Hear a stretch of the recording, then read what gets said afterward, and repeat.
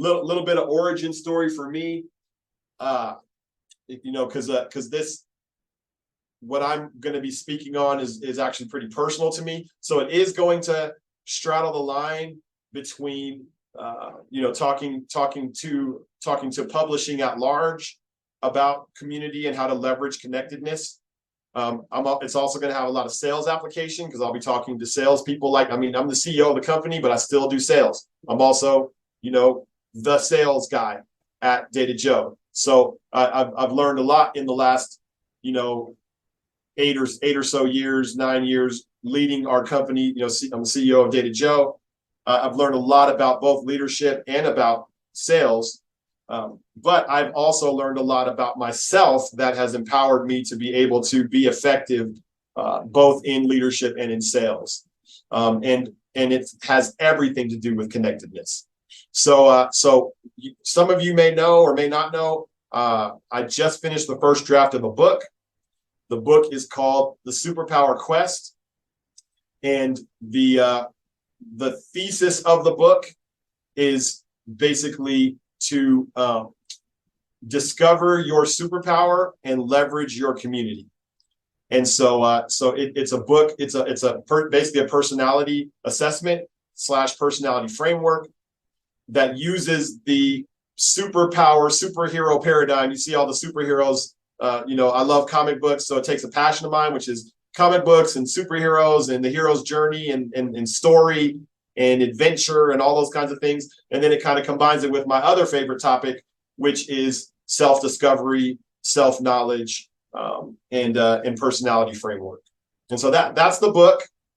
Planning to release that sometime before the end of the year, ideally December. But that process of architecting that framework was itself transformative for me because I was able to articulate and put something into words, a journey that I've been on since I was a child. And so I grew up, a little bit of personal about me. I grew up in a neighborhood where the highest value in my neighborhood was dominance, the ability to be aggressive, the ability to be violent, the ability to be courageous and bold, right? And tough. That was the context in which I grew up. And I tried to be all those things, but I wasn't innately those things, right? So I was scared all the time. I had a lot of fear. The idea of trying to dominate another person really was hard for me to palate because I had some emotional intelligence and I had some empathy. And so I found myself not really being a fit in terms of the standard that I looked at all the time that was around me. And so what that led me to believe was that there was something fundamentally wrong or broken about me. And I think a lot of us can probably relate. It might be a different context, different scenario, but a lot of our upbringing teaches us, and I'm not trying to do therapy here, I'm just giving a framework. But I think a lot of our upbringing teaches us that there's something wrong with us, as opposed to teaching us that we're different. You're different yet valid. I think our upbringings often teach us that we're broken or something's wrong with us. And so I thought if I was a real man, then I would be tougher. If I was a better person, I would be stronger. Like that's just the narrative that went on in my head. And I was always very creative. I was relational. I cared a lot about what people thought about me. I had a desire to be a peacemaker, all those kinds of things. And so I remember as I grew up and God brought me some great opportunities and great mentors and kind of people that took an interest. I began to realize that I did have a superpower, right? I began to realize that I did have areas where I could excel, or there were games that I could win, so to speak. That life wasn't all that one game of being tough and being dominant, but that there were other games where I could actually excel. And so that all kind of fed into this. I first encountered like the Enneagram. You may have heard of the Enneagram or Myers-Briggs or the DISC assessment. more recently, the 6 types of working genius. Like these personality assessments, I began to encounter these things, and I always got so much value out of them, and they always excited me because I always felt like I discovered something new. And then that began to turn into, man, I want to create one of my own. I want to create my own. And so I did that. And so in that personality assessment, and we'll be getting to the thesis in a second here. In that personality assessment, I basically have 6 basic personality types, and then there's a lot of diversity within that. And they are the connector, the nurturer, the dreamer, the achiever, and the leader and the organizer. So my number one is I'm a connector, right? So that is one way to articulate my superpower, is that I'm a connector dreamer. My lowest, which anybody who knows me will testify, are the leader and the organizer, right? So like I lead, and it's good that I'm the CEO of a company. I lead, and I enjoy leading, but I don't lead from a place of I like to tell people what to do. I like to get people into order and get them assembled on a journey, and I'm really good at allocation, delegating tasks. I'm not good at that stuff. I get around it. I look like I'm a good leader because I am so relational that I create environments, and I invite people into environments through connection and then I set those people free to thrive. And that's how it works. That's kind of the gift. So I'm a connector and a dreamer. And so as I've kind of pushed into that more and more, the art of connection. What does it look like to use connection? How does connection work? It has caused me to basically begin to build parallels with publishing, and kind of the essence of a publisher is a connector, right? Like you as a publisher, you as a media organization, connect the community. You're the connecting point of the community. You facilitate and you breed trust in the way that you take care of people, which is my personal manifesto, right? That's what I try to do personally. So connectedness is the spice of life. Connectedness is the advantage. And so in the few minutes that I have remaining, I'm going to do a couple things. I'm going to talk a little bit tactically about connection and influence, and the ways that both organizations and individuals can press into that better. So I'm going to get very, very tactical with it. But before I go there, I'm going to give some examples of some of the fruits of what this superpower of connection has brought for me.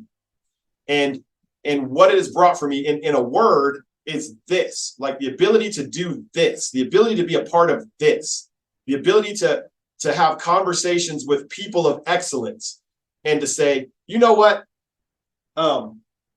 I'm going to make time to understand you and understand what makes you tick and understand what makes you excellent, or what makes you excellent, in the hopes that I can pair that excellence that you have with the need of somebody else, so that you both can have exponential progress, right? Like that's what I'm trying to do. And so that it's that ability that led to us even having this summit.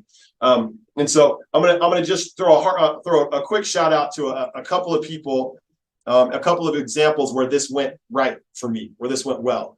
So one example I referred to earlier was getting to interact with one of my heroes. His name's Bob Berg. He's the author of The Go-Giver. And through the course of,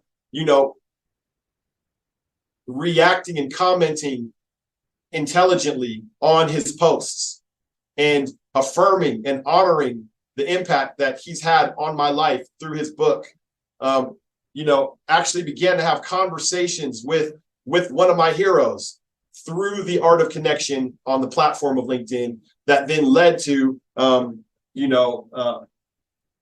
even getting a chance to talk with him on the phone, which was such an honor and a privilege, which one of the things I never thought I would ever get a chance to do. And so great example there of how one of the great advantages of a posture of connection is seeing others, taking the time to see others, to honor others, and then to recognize their contribution in your life, and how that creates more closeness. So I will once again talk about Logan Aguirre. As I had a conversation with Logan. She's the publisher of 417 magazine, somebody that I immensely respect, and she was part of formulating, and she doesn't know this necessarily, like this wasn't her intent, but as I was just asking her about her organization, asking her about why do they excel, why does 417 excel as a magazine, and she talked about the reasoning behind that being that they are perceived as the community. Now if we go behind the scenes of that a little bit, because when she was processing this with me, she had interviewed, I think, her top 15 advertisers and did exactly what I'm describing to you, like went, got FaceTime, sat down, took her time and asked them this series of questions, right? And one of those clients told her, part of the reason we advertise is because you are the community. When she said, yeah, this advertiser said he advertises because we are the community, I resonated on a personal level, because that is a connector, right? That's the publication being a connector in the industry, and then I resonated on a professional level, because I thought, okay, this is that distilled essence of what I love about the publishing industry, is that you get to speak from the space of being recognized as a member. You're a part of the community. You're trusted in the community. You're the connector of the community, and that you can't put a price tag on what value that has. And so that's, if there's a thing that gets me excited about the potential within publishing, it's your position as being the trusted voice and advocate of the community. And so Logan showed me that. But then the how, right? So she told me that prior to that, she had been just showing up and supporting, like showing up for her people in the community, showing up for causes within the community, going and speaking at galas and things like that. And there were times when she said that she, in her mind, was like, this doesn't make sense on a P&L. Me going and speaking at this event doesn't make sense on a P&L, right? It doesn't make sense if I'm just looking at, okay, I'm investing my time and I'm getting this return on investment. It doesn't make sense. And she said there was some tension with that. But that ultimately, when she had these conversations with advertisers, she realized that all along, what she was investing in by showing up selflessly to these different engagements within the community, she was building the very fabric and equity, or helping to build, because her team's building it too, the very fabric and equity that would make an advertiser say, I advertise with you because you are the community. And so I would say every organization needs that person or those people that are showing up for the community, that are the face of the organization, the face of the publication, showing up. And it doesn't necessarily have to be the publisher. It can be, but not every publisher is particularly gifted like Logan is. But there ought to be a person in every organization that's doing that. I will also do a little bit of a throwback to Ray Paprocki. I got to give Ray Paprocki, he's a retired publisher, but he kind of turned the lights on for me before I even talked to Logan. This was probably a year before, when I asked him, what is a publication? What is the publisher? What is the media organization? And he said, we exist. He lived this out in his entire career and had great success from implementing this principle throughout his organization constantly. And it was, we exist to give gifts to the community. We exist to give gifts to the community, and to be identified that way, and then to find a way to become self-consistent with that idea. We exist to give gifts to the community, caused them to be one of his organization to thrive and to excel in the publishing industry. because the answer to every question wasn't, how do we make more money or how do we get more contracts, right? Like that basically kills that as the driving question, right? How do we survive? How do we do this? And the question was always coming back to, how do we give more value to the community? That's the fundamental underlying question. How do we make sure that our publication or whatever we send, right? Like that makes it so that the format doesn't matter, right? The only thing that matters is, are we delivering our content in a way that's received and perceived as a gift? And the moment we're not doing that, and it's perceived as a hindrance or a bother, then we've got to go rectify that, because core to our vision and our mission is giving gifts to the community. So a couple things here for what it's worth. As we're closing, we're almost. I'm in the last 5 minutes. We're probably going to end about 10 minutes early. How I'll call this lessons from the connector, because that is my superpower. Like I'm very gifted in that area. Not, again, like Richard was saying, I'm not tooting my horn here. Like, this isn't a prideful thing. This is my design. How I was built is to connect. And so anybody that's in sales or in a role where you're seeking to create deeper relationships in order to foster a common goal, whether that goal is revenue for your publication or whatever it is, I definitely have some things to say about how to foster connection with your clients, with your partners, with the world at large.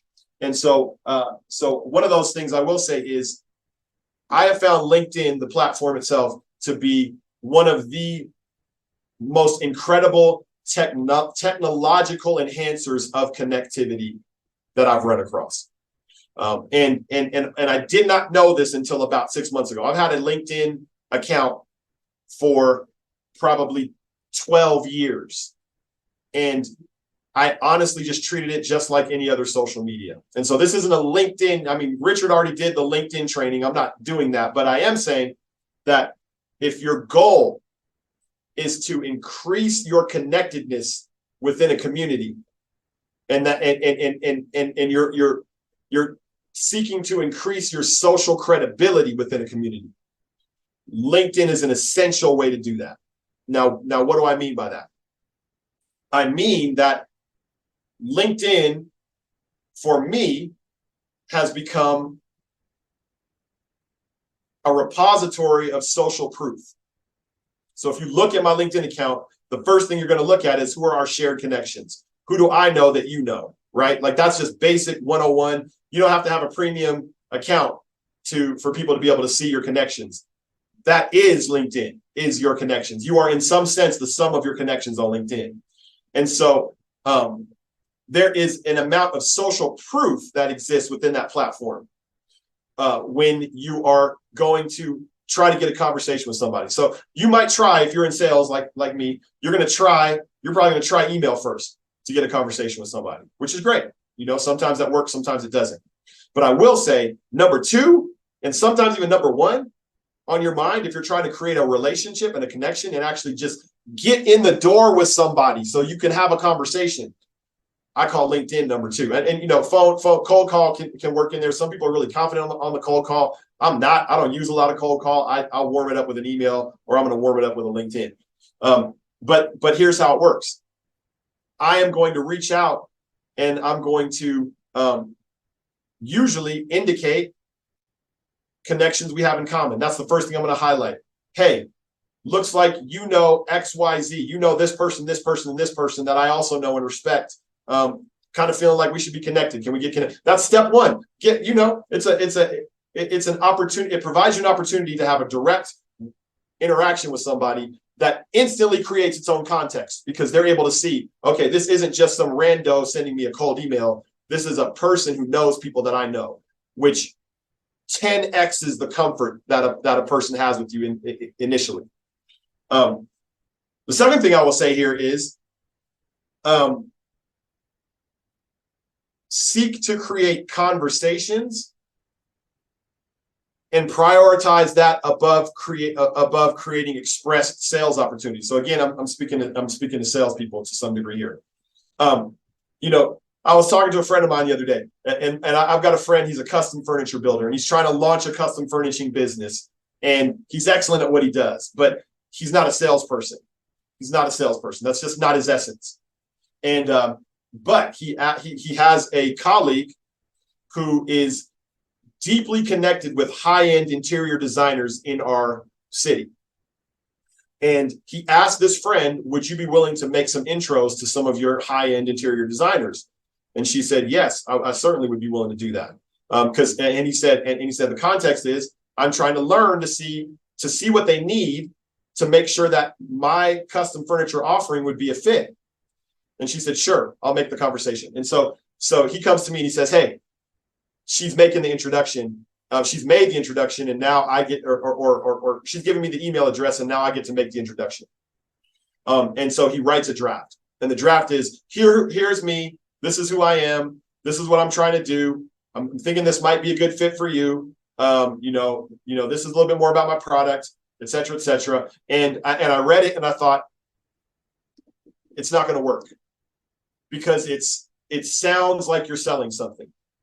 And your goal, and his stated goal, was to have a conversation. The goal wasn't to sell something. And we've got to be able to separate those two outcomes, right? Like, am I trying to make a sale or am I trying to have a conversation?